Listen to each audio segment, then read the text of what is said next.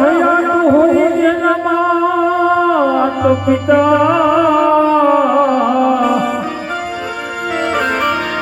તો બે બોલ તમે મીઠા બોલી